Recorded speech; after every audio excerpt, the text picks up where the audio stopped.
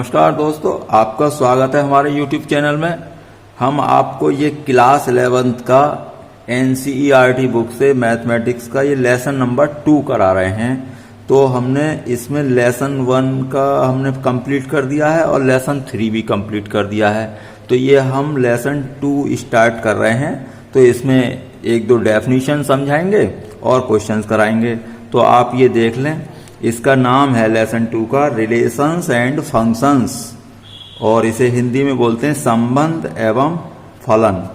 तो इसमें relation and function में सबसे पहली डेफिनेशन आपको ये याद करनी है, क्रमित युग्म, इंग्लिश में कहते हैं ऑर्डर्ड पेयर। तो क्रमित युग्म क्या होता है? जैसा कि इसके नाम से पता चल रहा है, क्रमित क्रम का कोई होगा मामला या ऑर्डर जैसे। तो इसकी डेफिनेशन पढ़ लें, फिर हम समझाते हैं। यदि किसी युग्म यानी पेयर, यदि किसी युग्म, जैसे युग्म क्या होता है a, b, जैसे आपने कोऑर्डिनेट पढ़े हैं 3, 5 वगैरह। तो किसी युग्म के a, b के अवयव हों, यानी अवयव किसे कहते हैं? एलिमेंट। तो अवयवों का क्रम निश्चित होता है तो युग्म को क्रमित युग्म कहते हैं। इसका मतलब ये हुआ, अर्थात a, b not equal b, a, मतलब ये a, b ये इक्वल नहीं हो सकता b, a के। क्यों? क्रम बदल गया इसका। भाई ऑर्डर पेयर का मतलब क्रम निश्चित रखना है। अब अगर ऐसा हो कि क्वेश्चन में कह दिया हो कि ये पेयर और ये पेयर इक्वल हैं, तो उस केस में हम क्या करेंगे? फर्स्ट एलिमेंट के इक्वल रखेंगे और सेकंड एलिमेंट सेकंड के इक्वल रखेंगे। मतलब ऑर्डर पेयर में आपने, जैसे कि मैं यहाँ एग्जाम्पल दे देता हूँ।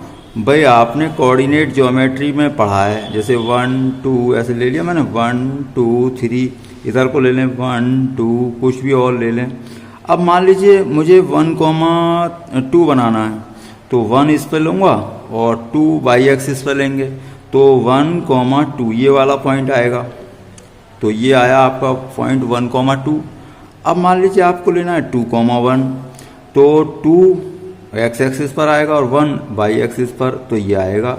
अब देखिए ये दोनों अलग अलग आए हैं, जबकि उनके एलिमेंट तो एक जैसे ही दिख रहे थे। 1 और 2 इसमें भी है, 1 और 2 इसमें भी है। तो देखिए ये डिफरेंट है। इसे कहते हैं कि इनका ऑर्डर्ड पेयर हैं ये, यानी कि क्रमित युग्म में। देखिए 1, 2 और 2, 1 सेम पोजीशन नहीं है। ये मतलब है इसका क्रमित युग्म का, कि ये 1 ऐसा नहीं है कि हमें दिख रहा है कि 1 और 2 इसमें भी है, 1 और 2 इसमें भी है। नहीं, इसमें क्रम बदल गया है। 1, 2 अलग मीनिंग रखता है, 2, 1 अलग मीनिंग रखता है। आप भली भांति जानते हैं कोऑर्डिनेट ज्योमेट्री में, अगर आप 3, 5 बनाएंगे कुछ और मीनिंग होगा, 5, 3 बनाएंगे कुछ और मीनिंग होगा। तो इसका मतलब है ऑर्डर्ड पेयर। और अगर मान लीजिए ये दोनों बराबर रखने ही हैं, कि बराबर ही हैं सब, तो क्या होगा? तो उस केस में फर्स्ट एलिमेंट इक्वल होंगे, सेकंड इक्वल होंगे। तो इसका मीनिंग तो ये हुआ कि 1 और 1 हो जाएगा या 2 और 2 हो जाएगा। अब ये तो इसमें कोई प्रॉब्लम ही नहीं है। अगर दो पेयर इक्वल हैं तो फर्स्ट के इक्वल, सेकंड के। कहने का मतलब दोनों एलिमेंट सेम होंगे। तो ये मेरा मतलब था। क्रमित युग्म आप समझ गए होंगे, मतलब ऐसा युग्म तो युग्म होता ही है पेयर, लेकिन उसके जो एलिमेंट हैं उनका ऑर्डर चेंज ना हो, यानी कि उनका स्थान चेंज ना हो, जो जहाँ है वहीं रहे, तो इसे क्रमित युग्म कहते हैं। अब एक है डेफिनेशन हमारी समुच्चयों का कार्तीय गुणनफल, इसे इंग्लिश में कहते हैं कार्टेशियन प्रोडक्ट ऑफ सेट्स। तो जैसे ए और बी दो हमारे पास सेट हैं, है नहीं, तो ए क्रॉस बी हम लिखते हैं किसे? कार्टेशियन प्रोडक्ट को वैसे ही लिखते हैं जैसे हम प्रोडक्ट करते थे। तो ए क्रॉस बी या ए प्रोडक्ट बी उन सभी क्रमित युग्म का समुच्चय होता है जिसका अवयव ए का, और जिसका अवयव कौन सा? यानी कि प्रथम अवयव, जिसका प्रथम अवयव क्या हो? ए का हो, और दूसरा अवयव सेट बी का हो। अर्थात यहां पर समझ लें आप, ए क्रॉस बी है। अब मुझे सभी पेयर लिखने हैं उसमें, ए, बी। तो पहला एलिमेंट क्या होगा? सेट ए का होगा।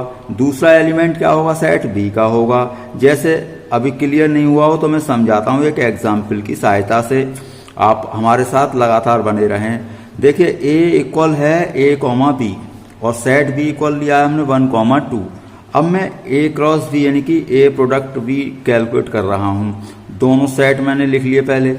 अब जैसे प्रोडक्ट आप करते थे मल्टीप्लाई, ठीक वैसे ही करनी है, लेकिन मल्टीप्लीकेशन नहीं होनी है। कैसे करते हैं कि इसका फर्स्ट लेंगे एलिमेंट तो इसके साथ करते हैं, तो इस तरीके से यहाँ कॉमा लगा के लिखना है। ए का 1 के साथ तो A1, ए का 2 के साथ A,2, अब B का 1 के साथ B,1, B का 2 के साथ B,2, तो ये ऑर्डर पेयर हो गए।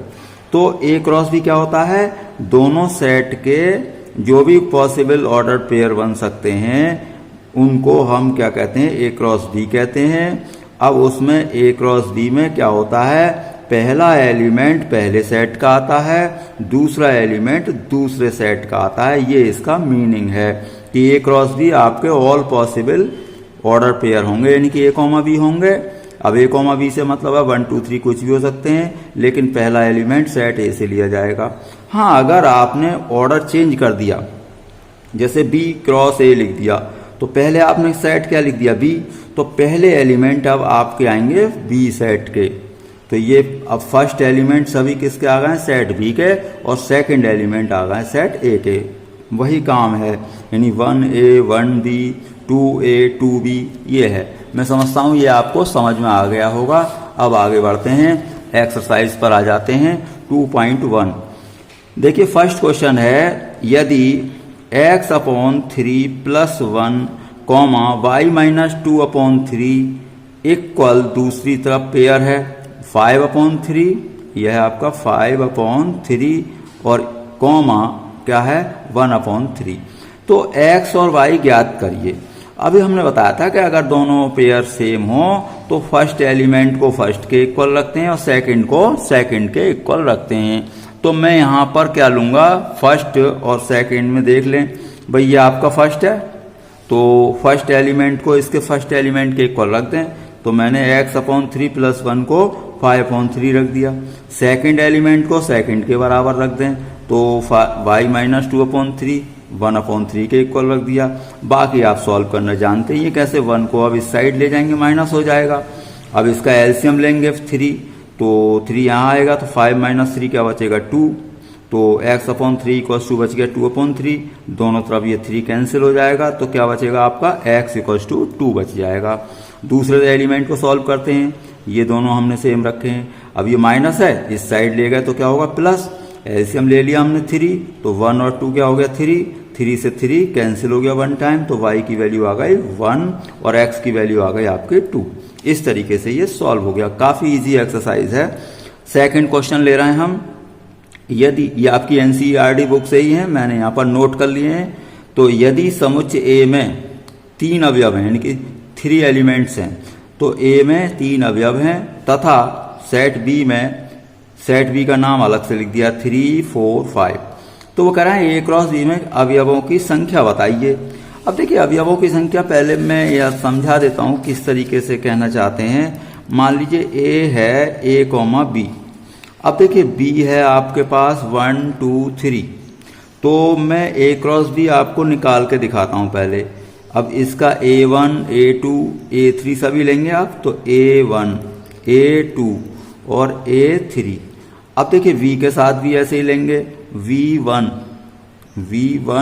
और V2 और V3। अब देखिए कितने एलिमेंट कितने आ गए A क्रॉस B में, अभी अब 1 2 3 4 5 6 यानी कि 6 आ गए। तो अब मैं इसमें ऐसा भी तो लिख सकता हूं, देखो इसमें कितने एलिमेंट थे 2 और इसमें कितने थे 3, तो 2 × 3 6। मेरा कहने का मतलब है A क्रॉस B में जो अवयवों की संख्या होती है यानी कि एलिमेंट की संख्या, तो अवयवों की संख्या हमेशा क्या होगी, आपकी अवयवों की संख्या होगी NA × NB। समझ गए, यानी कि सेट A के अवयवों की संख्या इंटू सेट B के अवयवों की संख्या। सीधा मल्टीप्लाई कर दें भाई, इसमें 2 हैं इसमें 3 हैं, तो 2 × 3 6 आ गए। तो ये आपका फॉर्मूला रहेगा। तो आप यहाँ पर देख लें, देखिए फर्स्ट यानी सेट A में आपने खुद ही कह रखा है क्या 3 एलिमेंट हैं, तो NA कितना हो गया आपका 3। सेट B में गिन लें 1 2 3, तो NB आपका हो गया 3, यानी सेट B में भी 3। अभी मैंने फॉर्मूला बताया A क्रॉस B में अवयवों की संख्या क्या होती है NA × NB, तो ये कितना हो गया 3 × 3 9 हो गया है। अब थर्ड क्वेश्चन पर आइए, वो कह रहा है जी इक्वल्स टू है सेट 7,8 है, ये क्या एलिमेंट है 7,8 और आपका एच क्या है 542 है। तो जी क्रॉस एच तथा एच क्रॉस जी ज्ञात करो, यानी कि जी और एच का पहले आप प्रोडक्ट ज्ञात करें, कार्टेशियन प्रोडक्ट यानी कि क्रमित युग्म, और एक यहाँ पर करें एच को इंटू जी, तो इनका हमें करना है। तो दोनों के कार्टेशियन प्रोडक्ट आपको पता करना है, यानी कि कार्तीय गुणनफल। तो आप ये स्वयं भी कर सकते हैं, चलिए मैं यहाँ करके दिखा देता हूँ। फिर भी भाई जी है आपका 7,8 और एच है आपका 542, तो इसमें कोई प्रॉब्लम नहीं है। जी क्रॉस एच, अब जी क्रॉस एच पहले आराम से लिख लें, मिस्टेक हो सकती है, नहीं तो पहले आप यहाँ पर लिख लें तो देखने में आसानी होगी। कैसे 7 के साथ 5 आएगा एक, तो 7 5 का पेयर हो गया, 7 4 का हो जाएगा, 7 2 का हो जाएगा और 8 5 का 8, अब दूसरा एलिमेंट लेंगे 8 5 8 4 8 2, तो 8 5 8 4 और 8 2, भाई इतना बनेगा। अब मान लीजिए आपको कहना है एच क्रॉस जी, तो वो ये पहले रख लें, ये पहले रख लें, या इन्हीं का ही ऑर्डर चेंज कर दें, तो आप इस तरीके से ये क्वेश्चन कर सकते हैं। अब आते हैं हम फोर्थ क्वेश्चन पर। इसमें देखना है ट्रू फॉल्स, यानी सत्य असत्य।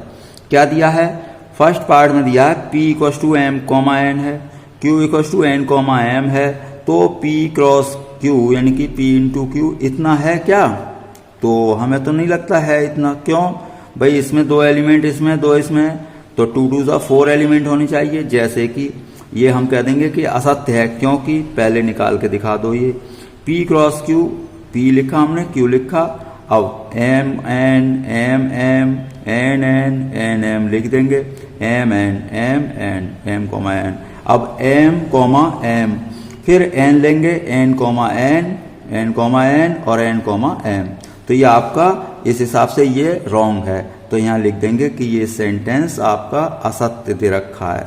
अब सेकंड पार्ट इसका ले रहे हैं हम, तो सेकंड पार्ट में हमने ये है, देखिए, यदि A और B अरिक्त समुच्चय हैं, अरिक्त समझ गए, नॉन एम्प्टी, नॉन एम्प्टी मतलब उसमें कोई ना कोई अवयव जरूर है, यानी खाली नहीं है, रिक्त समुच्चय नहीं है। तो A cross B क्रमित युग्मों x, y का एक अरिक्त समुच्चय है, इस प्रकार की x belongs to A, y belongs to B। इसका मीनिंग मैं समझा देता हूं। वो ये कह रहे हैं कि A और B 2 सेट हैं जो खाली नहीं है, यानी कि फाई नहीं है या रिक्त समुच्चय नहीं है, तो A क्रॉस B भी क्या होगा, रिक्त समुच्चय नहीं होगा। ये आपको बताना है कि सत्य है या असत्य। चलिए एग्जाम्पल ले लेते हैं। है तो ये सत्य, जैसे एग्जाम्पल बताएंगे कि सत्य है कैसे।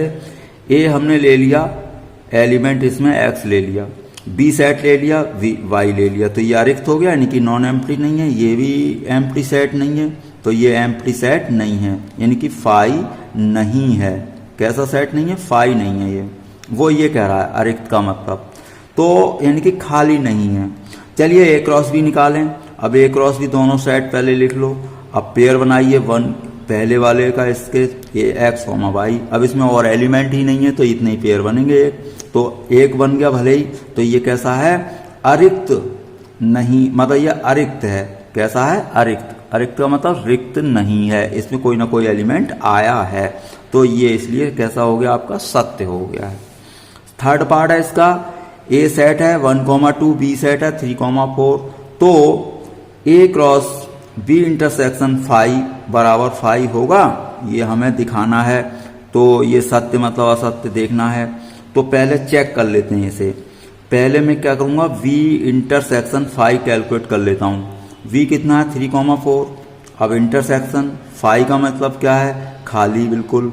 अब इन दोनों का अगर इंटरसेक्शन निकालेंगे, इंटरसेक्शन क्या होता है, कॉमन। अब इसमें तो कोई एलिमेंट ही नहीं है, इसमें है, तो दोनों का कॉमन क्या होगा, कुछ भी नहीं आएगा, तो इसका मतलब क्या आएगा, फाई। चलिए हमने ये निकाल लिया। अब इसका एक इसके साथ क्रॉस और निकालते हैं, तो चलिए A cross V intersection phi, अभी मैंने निकाला, ये क्या है, फाई आया। A की वैल्यू रखी 1,2 और क्रॉस प्रोडक्ट फाई यानी कि खाली। अब देखिए इस खाली के साथ मैं अब कैसे करूंगा, मैं तो इसका पहले एलिमेंट इसका लेता हूं, फिर इसके लेता हूं, इसमें है ही नहीं। अब दूसरा लिया तो है ही नहीं इसमें, तो क्या होगा, इनका क्रॉस प्रोडक्ट क्या आ जाएगा, खाली यानी फाई आ जाएगा। तो यही तो प्रूफ हो गया, यानी कि ए क्रॉस बी इंटरसेक्शन फाई क्या आया आपका, फाई। तो ये कैसा आ गया आपका सेंटेंस, सत्य है। तो ये सत्य हो गया। Fifth question, a equals to दे रखा है आपको -1,1, तो वो कह रहा है ए क्रॉस ए ज्ञात करो। तो देखिए इंपॉर्टेंट क्वेश्चन है, हमने अभी तक 2 बार तो क्रॉस प्रोडक्ट किया है, ये 3 बार हो चुका है। तो चलिए होगा हमसे एक बार में 2 का ही, तो 2 हम सेट लेते हैं, यानी कि ए तो ए ये ही है और ये भी ए ही है। तो -1, -1 ये आ जाएगा। अब दूसरा एलिमेंट लेंगे 1, -1 तो 1, -1। अब 1, 1 आ गया आपका ए क्रॉस बी। अब ए क्रॉस ए मतलब अब एक और ए बढ़ा दें आप, तो ए क्रॉस ए के साथ ए की क्रॉस प्रोडक्ट करनी है। तो ए क्रॉस ए तो मैंने पहले ही निकाल लिया है, अब ये ए बचा यहाँ लिख दिया। तो देखिए वही काम आप करेंगे, इसका एलिमेंट लो और इसके साथ करो। तो -1 इसका एलिमेंट है, इसका फर्स्ट के साथ करेंगे -1 और आ जाएगा। तो -1 अब -1 का इसके साथ लो, तो -1 और ये है +1। अब इसी तरीके से अब दूसरा एलिमेंट लेंगे -1 और ये -1, तो -1 और इसका आपका आएगा -1। देखिए 2 तो ये लिखो पहले और इसके साथ कर रहे हैं आप प्रोडक्ट, तो ये आ जाएगा। अब 2 तो ये लिखेंगे, अब इसके साथ करेंगे आप, तो -1 और ये 1 आ जाएगा। अब कौन सा बचा आपके पास, ये वाला एलिमेंट। अब इसके साथ करो पहले, तो 1 और 1 और ये है आपका -1। अब 1 का 1 के साथ लो, 1 तो ये लिखेंगे ही, अब इस 1 के साथ लेना है तो ये और आ जाएगा कॉमा लगाकर। अब चौथा एलिमेंट बचा आपका 1 इसके साथ आएगा 1 -1। अब 1 और ये 1, तो 1 इस तरीके से आपके ये कैलकुलेट हो गए। यानी कि 3 सेट अगर होंगे, आपको 3 बार क्रॉस प्रोडक्ट करना होगा, तो पहले 2 का कर लेंगे, फिर उसी रूल से फिर 3 का कर लेंगे, क्योंकि 2 का आप कर चुके होंगे और तीसरा लिख देंगे। तो इस तरीके से आपके ए क्रॉस ए यानी कि कार्टेशियन प्रोडक्ट होते हैं। तो इस एक्सरसाइज के आपके 5 क्वेश्चन हो गए हैं। अब आगे इसके क्वेश्चन अगली वीडियो में आपको मिल जाएंगे। आप वीडियो में हमारे पास यानी कि हमारे चैनल पर हमारे साथ बने रहें, तो आपका कोर्स घर बैठे ही कंप्लीट हो जाएगा। अधिक से अधिक अपने दोस्तों को हमारे चैनल के साथ जोड़ें, जिससे कि उनका भी भला हो सके। आपको अगर चैनल अच्छा लगता है कि हम मेहनत करते हैं, तो आप कृपया इसे सब्सक्राइब कर लें, जिससे कि आपके पास समय से वीडियो पहुंचती रहे। आपका वीडियो देखने के लिए बहुत बहुत धन्यवाद।